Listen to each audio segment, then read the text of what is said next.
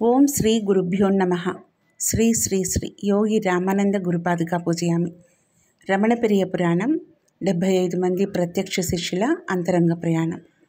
శ్రీ రమణుల శిష్యుల్లో ఒకరైనటువంటి టిపి రామచంద్ర అయ్యర్ గారి గురించి మిగిలిన భాగము ఇప్పుడు మనము తెలుసుకుందాం. భగవాన్ ఉదయము 3:30 లేచేవారు. ఆయన 5:30కు కొండపైకి వెళ్ళి వచ్చేవారు. దాదాపుగా 6 గంటలకు స్నానం చేసేసేవారు. 6:30కు ఉదయం ఫలహారం చేసేవారు. 8 గంటలకు హాల్లో ఉండేవారు. 11 గంటలకు మధ్యాహ్న భోజనానికి వెళ్ళేవారు. ఆయనకు ఒక దినచర్య ఉండేది. నేను టీపీఆర్తో అంటూ ఉండేవాడిని, మన భగవాన్ ఎప్పుడు ఏం చేస్తారో చెప్పవచ్చు, కానీ శేషాద్రి స్వామి, రామకృష్ణ పరమహంసల విషయంలో అలా వీలు కాదు అని. టీపీఆర్ అన్నారు, మీరు అలా మాట్లాడవద్దు. మీరు జ్ఞాని ఏం చేయబోతున్నారో ఎప్పటికీ ఊహించలేరు. ఆయన మరలా ఇలా అన్నారు, నేను కొన్ని సంఘటనలను చెప్తాను, మీరు వాటిని అర్థం చేసుకున్నారో లేదో మీరే విశ్లేషించుకోండి అని. ఒకప్పుడు ఉత్తర భారతదేశం నుండి ఒక స్వామి వచ్చారు. ఆయన చాలా వృద్ధులు. ఆయన కొన్ని వారాల పాటు ఆశ్రమంలోనే ఉండిపోయారు. ఆయన ఆధ్యాత్మికంగా బాగా పరిణితి చెందిన వారు అయి ఉండాలి. ఎందుకంటే ఆయన చుట్టూ ఒక ప్రకాశం కనపడేది, అంటే ఒక కాంతి కనిపిస్తూ ఉండేది. ఆయన వెళ్ళిపోయే రోజున ఆయన భగవాన్ ఎదుట నిల్చున్నారు. నేను భగవాన్ పక్కన ఉన్నాను. ఆ స్వామి అన్నారు, నేను చాలా సంతోషంగా ఉన్నాను. ఎందుకంటే నేను అరుణాచలానికి మీ ఆశ్రమానికి వచ్చిన తర్వాత నేను కోరుకున్నవన్నీ పొందాను. కానీ నాకు ఇంకా 2 కోరికలు ఉన్నాయి. అవి మీ వల్లనే నెరవేర్చబడతాయి అని. హాల్లో ఉన్న మేమందరము ఆయన భగవాన్ సమాధానంతో గట్టిగా దిమ్మెరపోతారని అనుకున్నాం. మేము ఊపిరి బిగబట్టి వేచి ఉన్నాం. భగవాన్ తల ఊపి ఆ స్వామిని చెప్పటం కొనసాగించమని సైగ చేశారు. ఆ స్వామి చేతులు జోడించి, నా శిరస్సును మీ పాదాలపై ఉంచి కరిగిపోవాలని, మీ పాదాలను నా కన్నీటితో అభిషేకించాలని నా మొదటి విన్నపం. భగవాన్ ఒక్క మాట కూడా మాట్లాడకుండా వేచి ఉన్నారు. ఆ స్వామి మళ్ళీ ఇలా అన్నారు, మీరు మీ పవిత్ర హస్తాలను నా తల మీద ఉంచి నీకు ఆత్మసాక్షాత్కారాన్ని, మోక్షాన్ని ఇచ్చాను అనాలి అనేది నా 2వ విన్నపము అని చెప్పారు. ఈ స్వామి ఇటువంటి విన్నపాలు చేశారేమిటి అని మాలో మేము నవ్వుకున్నాం. కానీ ఒక ఆశ్చర్యకరమైన విషయం జరిగింది. ఏంటంటే భగవాన్ సోఫాపై నుండి లేచి ఆయన ఎదురుగా నిల్చున్నారు. ఆ స్వామి భగవాన్ పాదాలపై పడ్డారు. ఆయన కన్నీరు భగవాన్ పాదాలను తడపడం మేము చూసాం. కొంతసేపైన తర్వాత భగవాన్ ఆయన్ను లేవదీశారు. తన చేతులను ఆయన భుజాలపై ఉంచి, నేను నీకు ఆత్మసాక్షాత్కారాన్ని ఇచ్చాను అన్నారు. ఆయన కళ్ళ నుండి కన్నీరు కారుతూనే ఉన్నప్పటికీ ఆయన భగవాన్ వద్ద నుండి సెలవు తీసుకుంటూ ఉండగా ఆయన ముఖము సంతృప్తితో వెలిగిపోయింది. టీపీఆర్ ఇలా కొనసాగించారు, ఒక అమెరికన్ ఆశ్రమానికి వచ్చారు. ఆయన పేరు మాకు తెలియదు. ఆ పొడవైన అందమైన అమెరికా దేశస్థుడు తన పేరును చెప్పకుండానే లోనికొచ్చారు. ఆయన లోనికి వచ్చిన క్షణము నుండి భగవాన్ దృష్టి ఆయనపైనే ఉంది. ఆయన భగవాన్ ముందు 3 గంటల పాటు కూర్చునే ఉన్నారు. వారిద్దరి మధ్య ఏదో ఒక విధమైన కనపడని పరస్పర భావ వ్యక్తీకరణ జరుగుతూ ఉంది. అక్కడ గాఢమైన నిశ్శబ్దత అలుముకుంది. వారిద్దరి మధ్య సంభాషణ జరగలేదు. ఆ అమెరికా దేశస్థుడు లేచి వెళ్ళిపోయారు. ఆయన మరలా తిరిగి రాలేదు. నేను భగవాన్ని అడిగాను, ఏమిటి, ఆయన ఇక్కడికి వచ్చి కేవలం 3 గంటల పాటు మాత్రమే ఉన్నారు.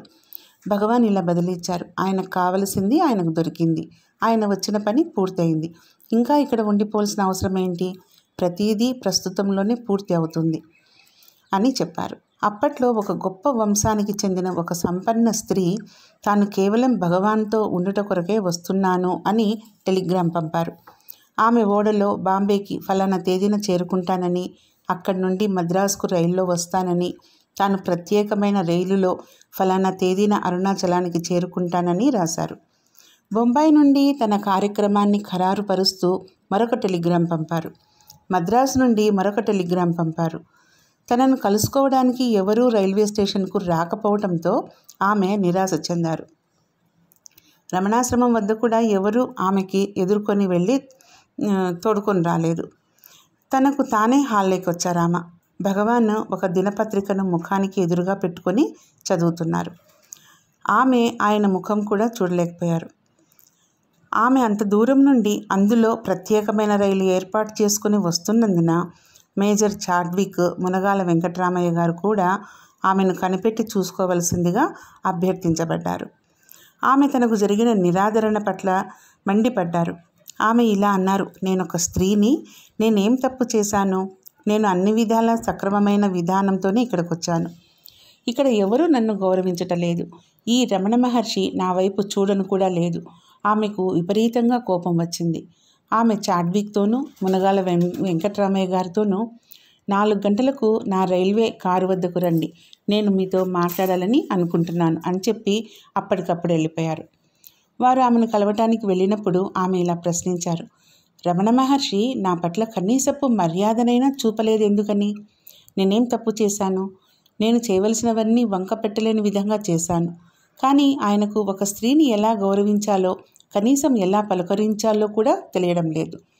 వాళ్ళు అన్నారు, మా గురువుగారిని గురించి చెడ్డగా మాట్లాడకండి, మేము వెళ్ళి ఇక్కడ జరిగినవన్నీ ఆయనకు చెప్తాము అన్నారు. ఆమె అన్నారు, అందుకోసమే నేను ఈ మాటలు అంటున్నాను, వెళ్ళి ఆయనతో చెప్పండి, ఆయన్ను ఎంతో కొంత నేర్చుకొనివ్వండి అని. ఆ ఇద్దరూ భయపడుతూ జరిగిన విషయాన్ని భగవాన్కి చెప్పారు. భగవాన్ చాలా ఆసక్తిగా విన్నారు. ఆయన ఆ విషయాలన్నీ మరింత వివరంగా చెప్పమని అడిగారు. ఆఖరికి తన సాధారణ సమస్థితికి వచ్చి అన్నారు, ఆమె ఇదంతా అన్నారా? అప్పుడు ఇదే దీని పనిని చేస్తుంది. ఆ రాత్రి ఆ స్త్రీకి ఒక స్వప్నం వచ్చింది. ఆ కలలో భగవాన్ను వెనుకకురా అన్నారు. ఆ మర్నాడు ముందుగా తెలుపకుండా ఆమె రమణాశ్రమానికి వచ్చింది. 8 గంటల నుండి భగవాన్ కళ్ళు హాలు ద్వారం వైపు చూస్తున్నాయి. ఆమె 10 గంటలకు వచ్చారు. భగవాన్ ఆమెను చూసి చిరునవ్వు చిందించారు.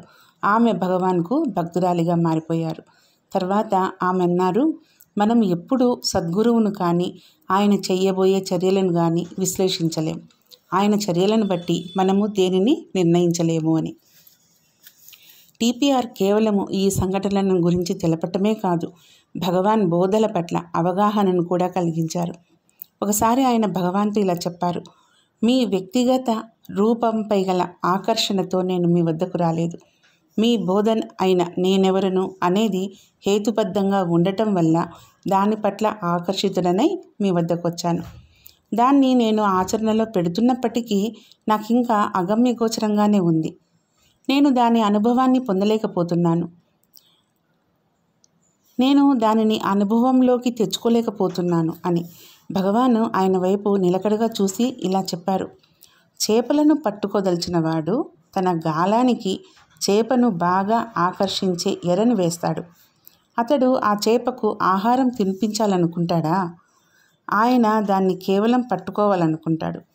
11 పేజీలను కలిగిన నేనెవరను అనే మణివంటి పుస్తకం మనలను ఆకర్షించి మన అహంకారాన్ని నాశనం చేయడానికి ఉద్దేశించిన ఎర్ర వంటిదే నేను. టీపీఆర్ను మీరు ఎప్పుడైనా భగవాన్ రచనలను గురించి ఆయన నుండి వివరణలను పొందారా అని అడిగాను. టీపీఆర్ తాను భగవాన్ను తమిళ పదాలైన ఆర్ఓళి అంటే కాంతి ప్రకాశం అనే వాటి యొక్క అర్థాన్ని గురించి అడిగినట్లు చెప్పారు.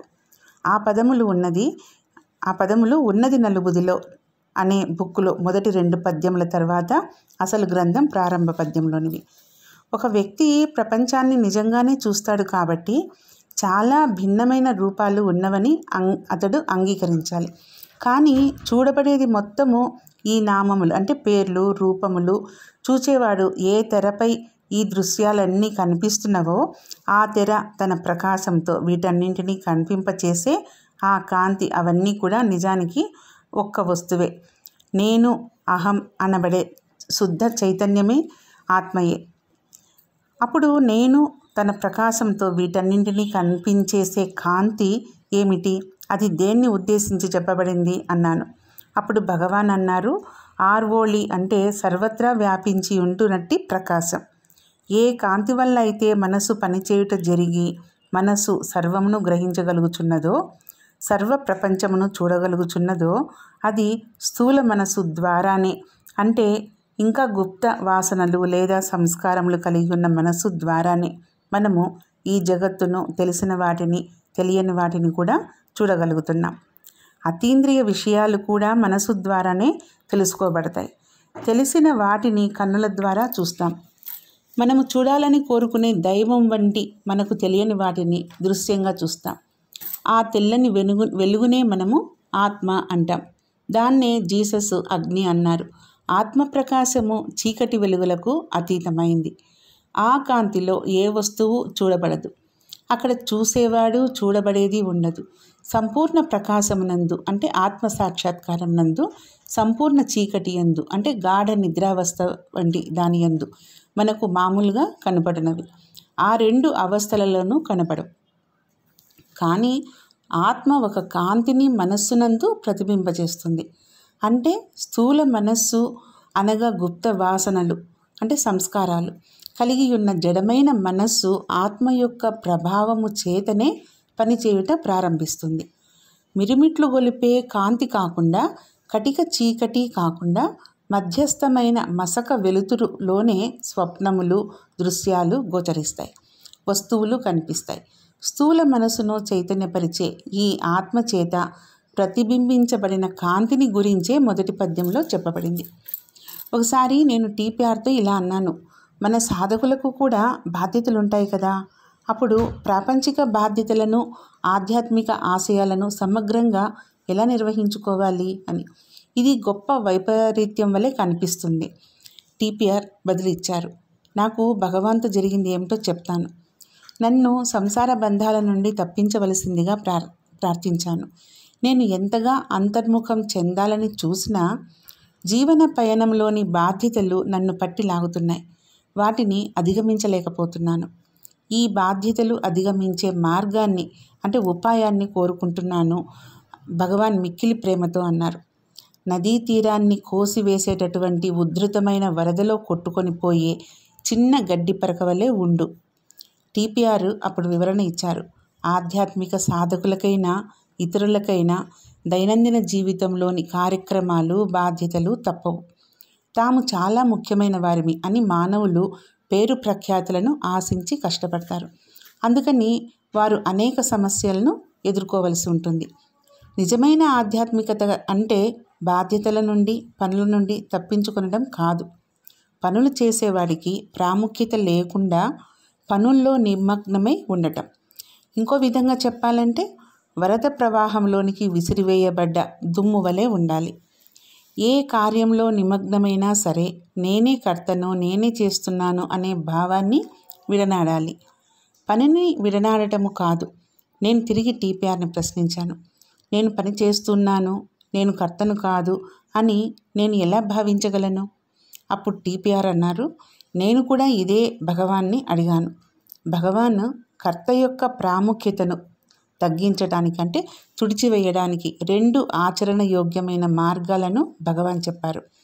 ఒకటి, నీ చుట్టూ జరిగే దాని పట్ల ప్రతిస్పందన లేకుండా ఉండటం. ఎవరైనా పని చేయాలి కానీ ప్రతిస్పందించరాదు.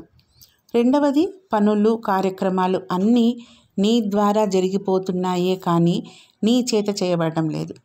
కార్యక్రమాలన్నీ ఒక సర్వోత్కృష్టమైన శక్తిచే జరపబడుచున్నాయి. పనులన్నీ అవి మంచివైనా చెడ్డవైనా నీ ద్వారా మాత్రమే జరుగుతున్నాయి, నీ చేత కాదు. ప్రతిస్పందించుట అనగా మానసికమైన కార్యం. మనసు మనలను పనితో బంధించి వేస్తుంది.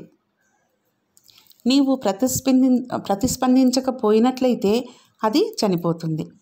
అంటే మనసు. ఆయన చివరి రోజుల్లో ఆయనను ఆశ్రమానికి వచ్చి ఉండమని ప్రార్థించాను. ఆయనే మొదటిసారి చాట్విక్ గదిలో ఉన్నారు. చాట్విక్ తప్ప ఇతరులు ఎవరూ అందులో ఉండలేరు. తర్వాత కొద్ది కాలానికే ఆయనకు పక్షవాతం వచ్చింది.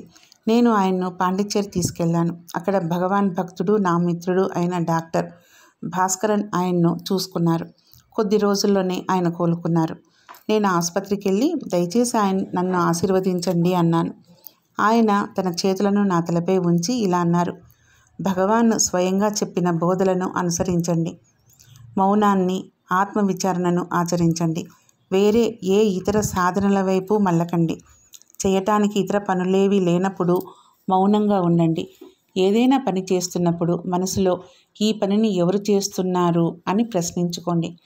నిరంతరము ఈ ఆత్మ విచారణను కొనసాగించండి. అది మిమ్మల్ని సుమారు ఊరక ఉండు అనే స్థితికి తీసుకుని వెళ్తుంది. టీపీఆర్ చెప్పుకుంటూ వెళ్ళారు. నాకు అప్పట్లో తెలియలేదు కానీ గణేశన్, ఊరకుండుట అనబడు స్థితి భగవాన్కు సాధకునికి మధ్య లంకయే, అంటే కలిపేది అని. ఏమీ చేయకుండా నువ్వు మౌనంగా ఉన్నప్పుడు నీ దృష్టిని లోపల ఉన్న మౌనము లేదా అహం అంటే నేను అను దానిపై నిలుపు. అప్పుడు నీవు ఎల్లప్పుడూ సత్యంతో అనుసంధానమై ఉంటావు. దాన్ని నువ్వు ఏ పేరుతోనైనా పిలవచ్చు, భగవాన్, అరుణాచల, దైవము, జీసస్. అప్పుడు నువ్వు ఆ సత్యంలో ప్రతిష్ఠుడవు అవుతావు. టీపీఆర్ బెంగళూరులో చనిపోయారు. ఆయన చివరి మాటలు నాకు అందజేయబడ్డవి. నేను ఆయన్ను ఆశీర్వదిస్తున్నానని గణేశన్కు వ్రాయండి. అది ఈ ఒక వ్యక్తికే కాదు, అది సాధకులందరికీ ఆశీర్వాదమే. ఈ భక్తులందరికీ నివాళులర్పిద్దాం. వాళ్ళందరూ అరుణాచలం యొక్క గండశిలలు. వాళ్లను, వారి జీవితాలను తలుచుకుంటూ మనము కూడా సత్యంలో లబ్ధ ప్రతిష్ఠలము అవుదాం. రేపు ఇంకొక శిష్యుడితో మళ్ళీ కలుసుకుందాం. ఓం శ్రీ గురుభ్యో నమః.